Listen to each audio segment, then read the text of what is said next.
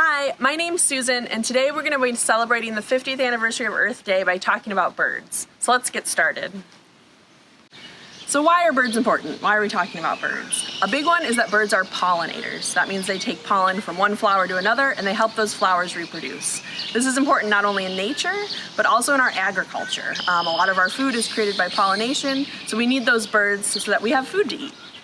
Another reason birds are important is that they help spread seeds. They'll eat the seeds from a fruit and then deposit them in a completely different place, helping that fruit plant spread around. Another reason birds are important is because they eat a lot of what we consider pests. So a lot of bugs and rodents, those are all food for birds. Birds actually eat tons of insects every day. So important not only for our comfort being outside, so we're not bothered by mosquitoes, but also in terms of our agriculture. The more birds we have, the more bugs they're going to eat and the less pesticides we'll have to use on our crops.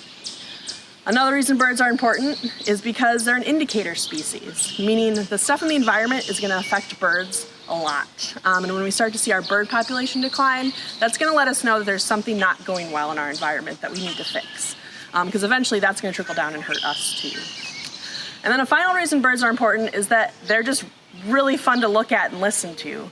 Birding is one of the top outdoor recreation activities, one of the top activities to do outside. And it's just nice to be able to go outside and hear and see a lot of different birds when you're hiking or just spending time in your backyard. So now that we know why birds are important, what are some things that are affecting our bird populations? Some things that are hurting our birds are, a big one is habitat loss. This is due to development and also climate change. But as birds lose more and more habitat, they have less places to live, they're not going to be able to survive as well. So protecting bird habitat is really important. Another thing they have to deal with is pesticides. Pesticides that we use in agriculture can have a big negative effect on birds, not only on their own health, but the health of their eggs. So pesticides have been a big threat to our bird populations throughout history. A third reason is invasive species. These are just animals or plants that weren't originally part of the ecosystem that moved in and really took it over. So they're taking away native plants that our birds need to eat and our birds need to live in. And then a big thing that's negatively affecting our bird populations are actually big windows like this. What happens with windows like this, and even smaller ones, is collisions. Birds don't realize there's glass here. All they see is that they can see through it and they think it's a place they can fly and they'll run into the glass. So some cities have initiatives where they get their big buildings, their big high-rises, to turn their lights off at night so birds don't see those windows and they don't think they can fly through them. But what you can do at home, a really easy way to help birds, is any rooms in your house at night that you're not using, just make sure the lights are off. And then birds aren't going to see those windows, they're not going to see through them, and they're not going to think they can fly through and hit themselves on the window. So what are some things you can do at home to help birds? There's a lot of really big actions people can take on a national level to help birds, but there's some simple things you can do right in your own backyard. A big one is just keep the environment clean. This means don't litter, make sure all your trash ends up in the trash can or your recycling ends up in the recycling bin, and then keep the water clean. So things like cleaning chemicals you might use at home, just make sure those are disposed of properly so they're not getting into the water supply and affecting our birds. Another thing you can do is you can just help protect our natural areas. So when you're going to a park, like the state park or anywhere like that, make sure you're staying on the trail and not trampling any plants that birds would need. Another thing you can do is this. You can put some bird feeders up in your yard. The library actually has a couple videos that show you how to make bird feeders and bird seed from things you probably have right in your house. This is a really easy way to help birds in your area and make sure they have enough food to eat. And then a final way you can help birds is if you're planting any plants in your yard, make sure you're planting native plants. These are the best plants for birds in terms of shelter and food, and having these in your yard can really help them out. If you get really into birding and you decide you want to attract certain kinds of birds to your yard, there's lots of different types of feeders for different types of birds, and they use different kinds of food. So the bird feeder you saw earlier was a finch feeder that had thistle seeds in it. This is actually a hummingbird feeder, and it has more like sugar water in it for hummingbirds to eat. Another way to help birds is to participate in a citizen science project. You can find a few different ones online. This is an easy one to get started with. It's called the Great Backyard Bird Count. It's from Cornell, Audubon, and Birds Canada. This is an event that takes place every February. The next one's February 12th through 15th. And over the course of these days, they just ask that you count birds for at least 15 minutes just in your own community. So once you sign up, it's free. They'll send you a list of birds in your area, and you'll just sit outside and count how many you can find. Then you enter your data, and it gets added to data from all over the world. You can see how many countries participate in this project. It's a really big project. So this is a great way to help scientists collect data about birds. It's easy to get started, it's free. They send you all the forms you need and the lists of birds that are in your area. So this is a great way to help birds right from your own home. Another great resource for helping birds is looking up Audubon's Lights Out project. This is a national project that helps make communities more bird-friendly in terms of reducing collisions. So there's a lot of information on this website about it. You can even look up what cities are participating. You can also see some steps you can take to make buildings more bird-friendly. Some of them are for office buildings, but there's also some stuff you can do right at home, like turning off your exterior decorative lighting, drawing your window coverings closed, like your shades or your curtains. So easy things you can do at home to help birds and reduce the collisions they have with windows. Okay, so now that we know why birds are important and some different ways we can help them, we're going to talk about actually going birding and going on a hike. We are here at the Westchester Migratory Bird Sanctuary. This is one great place to go see some birds if you want to expand beyond your own backyard. You can also check out the national park, the state park, or any of our county, city, or town parks. These are all great places to see some birds. So we're going to check out some birds around here and see what we can find.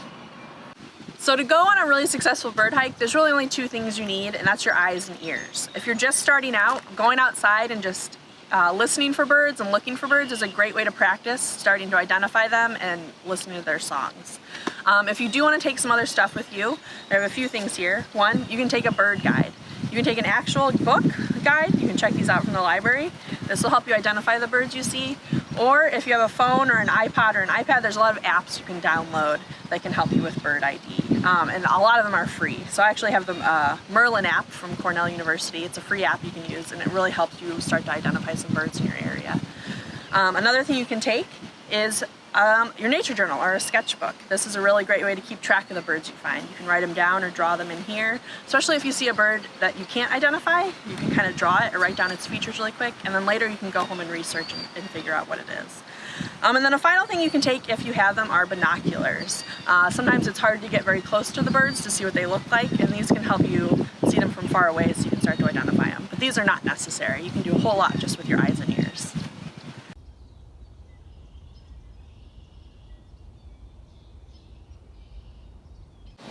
So the best time of day to go on a birding hike is really early in the morning. Birds are most active at dawn. But if that's a little too early for you, you can go outside any time of day and you'll be able to see and hear some birds.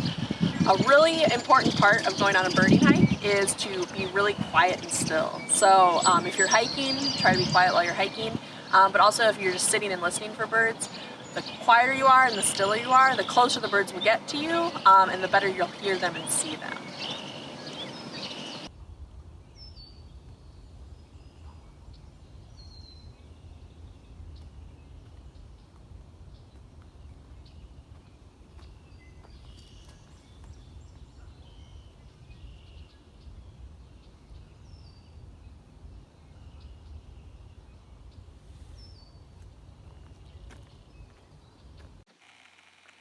So when you're practicing learning how to identify bird songs, a great website to use is allaboutbirds.org. It's from the Cornell Lab at Cornell University. It has lots of great resources, lots of great advice for learning how to start identifying bird songs and bird calls. It has lots of sample songs you can listen to. You can search for specific birds and just really practice listening for those bird songs so that when you go out in the field, when you go out in nature, you're able to recognize them a little bit more easily.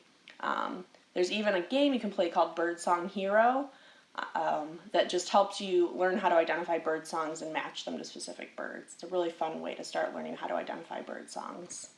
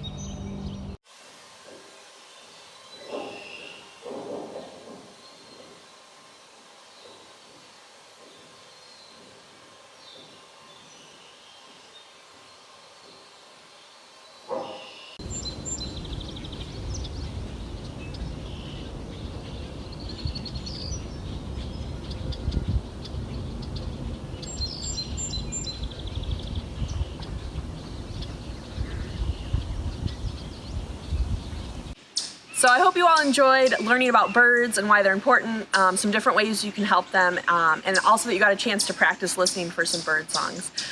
Listening for birds and looking for birds is something you can practice in your own backyard. It's really easy. So thank you all so much for joining me today, and I hope you had fun.